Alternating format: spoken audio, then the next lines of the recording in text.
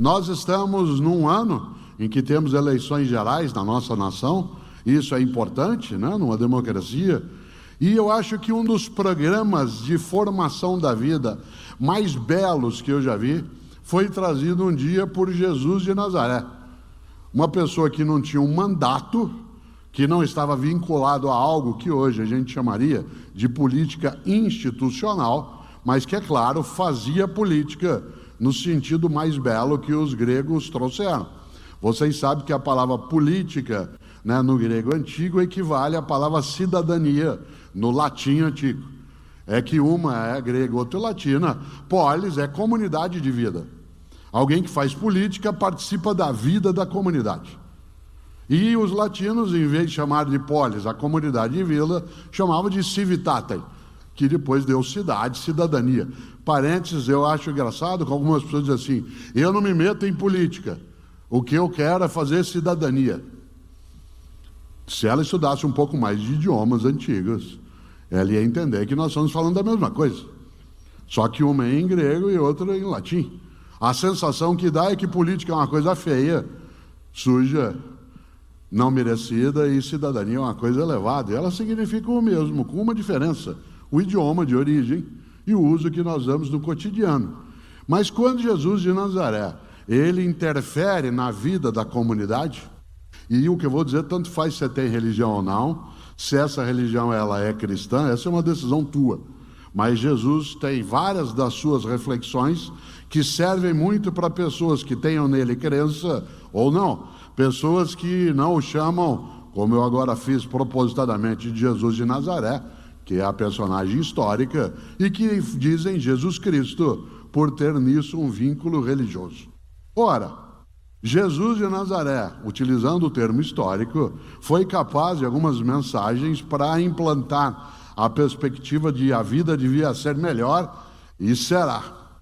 Uma delas aparece num dos 4 evangelhos, o único que não é sinótico, né? Não é como o evangelho de Marcos, de Mateus ou de Lucas, que é o evangelho de João, que é o evangelho um pouco mais filosófico para quem já o leu, né? Ele tem uma marca de reflexão muito embasada no que a gente chamaria, né, de filosofia e teologia mais adiante. E no evangelho de João há ali algo, repito, tanto faz se você tem religião ou não, porque isso é uma escolha tua, mas que algumas mensagens, elas são fundas, vindas de vários lugares, e uma é essa que eu vou dizer: Jesus de Nazaré.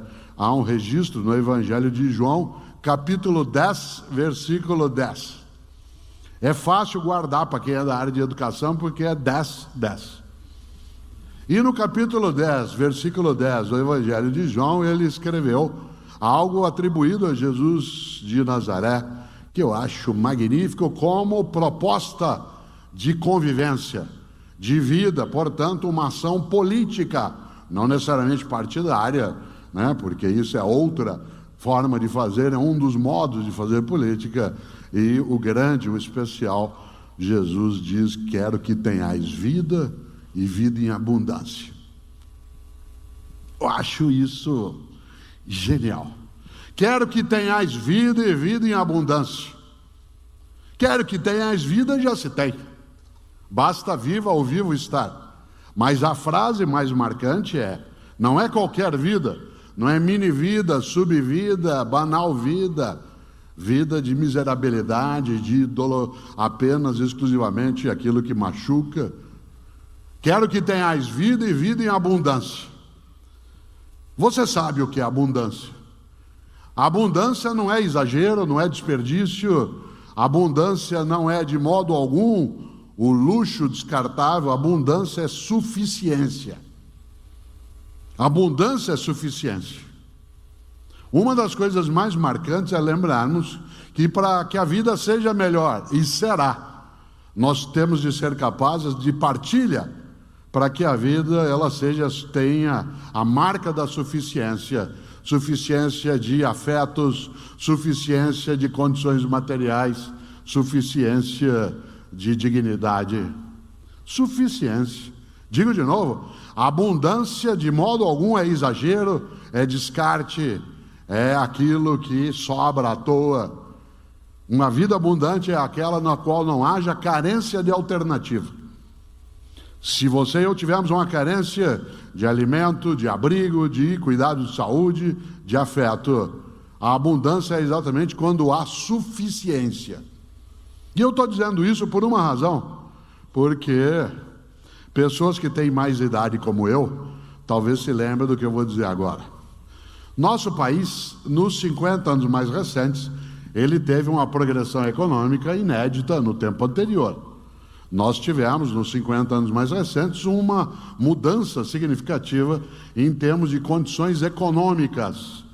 Claro que estamos vivenciando um momento muito difícil, em que há, sim, uma carência forte, uma miserabilidade em várias circunstâncias, que é movida por variáveis de natureza diversa, mas que tem, sim, um momento que é complicado. Ainda assim, nós ainda guardamos o fato de sermos uma das 15 maiores economias do planeta.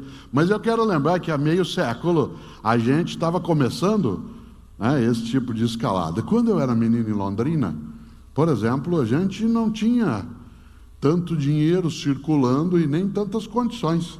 Mesmo eu sendo filho de bancário com professora, raramente se ia comer fora. Quando a gente ia receber presente, por exemplo, a gente recebia presente 2 vezes ao ano. No aniversário da gente e no aniversário de Jesus. O que levou muita gente a ter um afeto imenso por Jesus. Você ganhava presente no teu aniversário. Eu que nasci no dia 5 de março, eu ganhava um presente em março e eu tinha que cuidar direitinho dele, porque outro só em dezembro. Então, se quebrasse o caminhãozinho, eu tinha que arrumar a rodinha, eu tinha que acertar. Atenção, eu não vivia uma circunstância de penúria, mas não havia tanta circulação. Quando eu era menino, pouca gente tinha carro na família. Era um tio que tinha carro. E a gente, inclusive, saía aos domingos para fazer uma coisa que era dar uma volta. Hoje a gente detesta o trânsito, mas existia uma época em que a gente entrava todo mundo dentro do carro, 8, 9 crianças. Não existia cinto de segurança. Alguns no Fusca iam lá atrás, naquela parte aberta do banco de trás, em que estranhamente se negava a lei da física, que dizia que 2 corpos não ocupam o mesmo lugar.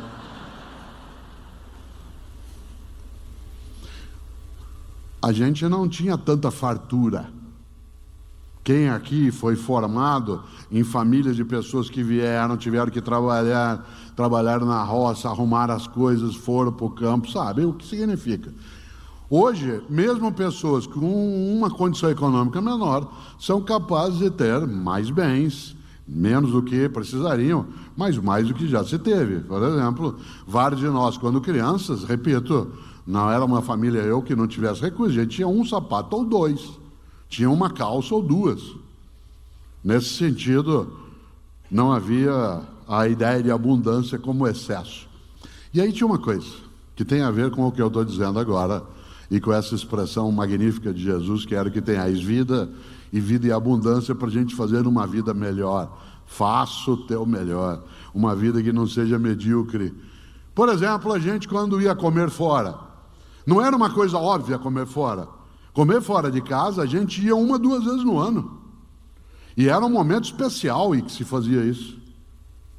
Aliás, o lugar onde eu ia em Londrina com a família, eu tenho memória disso até hoje, quando eu tinha 6, 7 anos de idade, era uma churrascaria, a primeira de Londrina, chamada, olha que nome criativo, Churrascaria Gaúcha. Ficava no comecinho da Avenida Santos Dumont, onde hoje fica o aeroporto de Londrina. Churrascaria Gaúcha. A primeira vez que eu vi espeto corrido foi em Maringá, num posto de gasolina, que existe até hoje, chamado Fim da Picada. E era o fim da picada, no sentido literal do termo, a cidade acabava ali. A picada terminava ali. E a gente, quando podia ir a um lugar desse, era uma alegria. Durante o ano inteiro, onde que a gente almoçava no final de semana, para descansar um pouco, a família inteira, na casa dos outros. Ou vinham na nossa casa. Mas com uma coisa maravilhosa.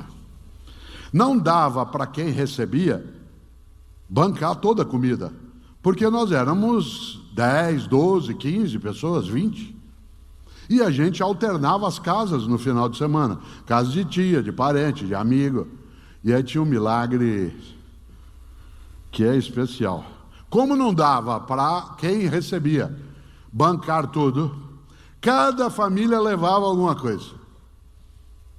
Cada um levava uma coisa. A família levava uma lasanha, outro levava um frango, outro levava um lombo, a outra família levava uma macarronada, outra uma maionese de batata. E aí servia para todo mundo. Agora veio o milagre.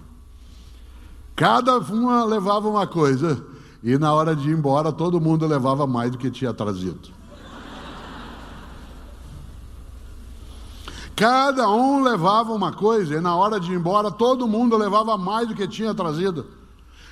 Eu lhe dei 20 mil réis para voltar 3.300, para tirar 3.300, você tem que me voltar, é 17.700, é 16.700.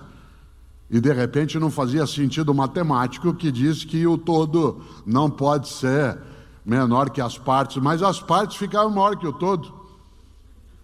Cada um de nós levava um pouco, e quando ia embora levava mais do que tinha trazido, porque cada um de nós, cada família levava para casa uma matula, um farnel, uma marmita. Tinha um milagre aí, que é esse que Jesus propôs. Eu não quero dar aqui uma conotação religiosa ao que eu estou falando, porque isso poderia ser desrespeitoso a quem tem no dia a dia uma prática religiosa de verdadeira, mas é lembrar que o que há por trás disso é uma coisa chamada partilha. Por que é que sobrava? Porque como todo mundo tem alguma coisa, e quando a gente junta é suficiente, ainda sobra. Aliás, os cristãos contam uma coisa maravilhosa. Um milagre feito por Jesus de Nazaré, que é o de multiplicação de pães e peixes. Em alguns dos relatos, vocês se lembram, os discípulos chamam Jesus num canto e dizem, tem 10 mil pessoas aí, e eles estão com fome, eles não querem ir embora.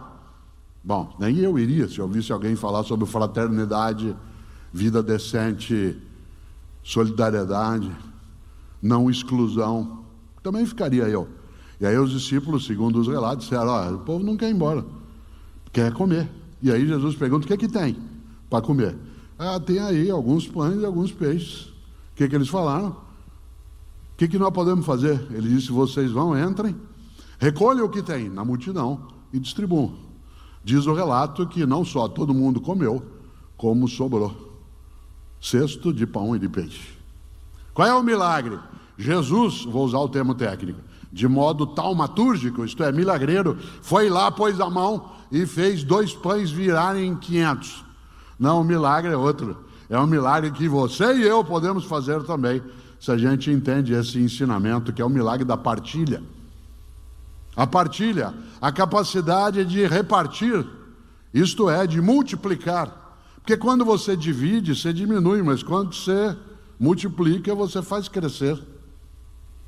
Nós temos que substituir paulatinamente uma vida dividida por uma vida multiplicada. Não é fácil, não é ausência de conflito, porque nós não queremos na vida a paz dos cemitérios, onde não há paz, o que há é impossibilidade de discordância. Claro que nós não queremos uma vida na qual inexista conflito, porque isso é uma impossibilidade. O que nós queremos é uma vida na qual inexista.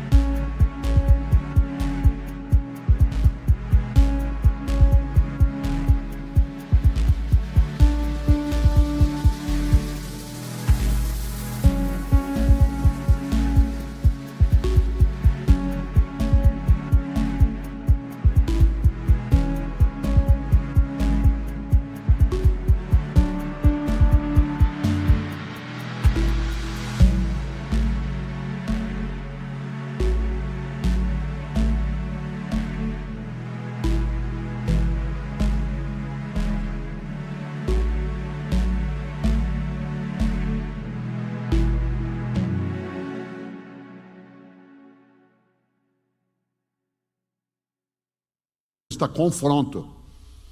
Conflito é divergência de postura, de convicção, de percepção. Confronto é a busca de anular a outra pessoa. E se a gente achar que a vida devia ser melhor, e será, nós temos de prestar atenção em várias frases. Uma delas é essa de Jesus de Nazaré, que tem uma beleza maravilhosa dentro de uma ideia. Vou dizer de novo: quero que tenhais vida e vida em abundância. Mas se você notou, olha que beleza, a frase está no plural. A frase não é quero que você tenha.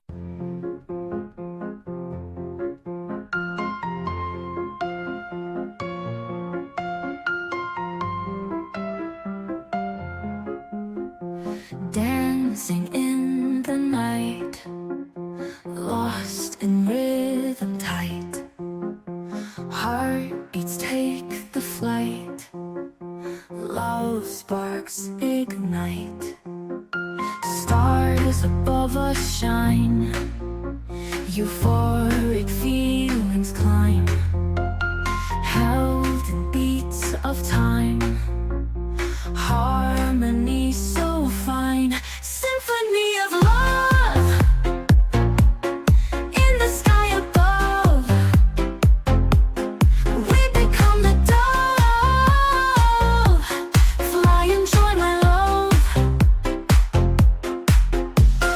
Moonlight on our skin, where dreams do begin. Melodies within, hearts forever kin. In the rhythm's trance, every step's a dance. Mystery, romance, chance and circumstance. Symphony of love in the sky above. We become the dove, fly and join my love.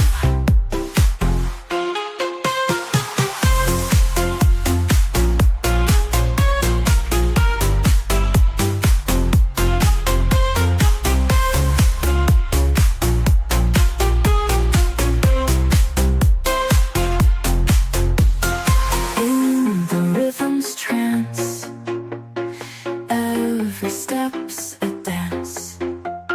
Mystery, romance, chance and circumstance. Symphony of love in the sky above. We become the dove, fly and join my love.